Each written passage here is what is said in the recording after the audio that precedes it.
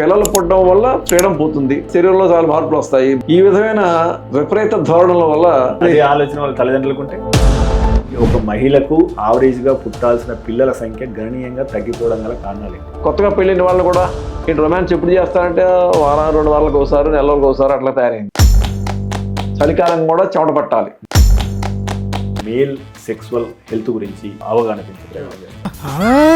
Sex education అంటే sex ఎట్లా చేయాలనేది కాదు, అంటే ఆ టాపిక్ తీస్తేనే అందరికి ఏవేవో ఆశలు, అనుమానాలు.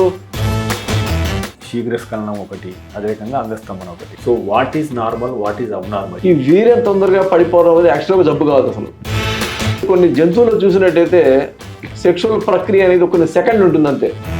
వీడియోలు చూసి వాడు ఏదో గంట సేపు చేసేస్తున్నాడు, వాడు ఎంత పొడుగుంది.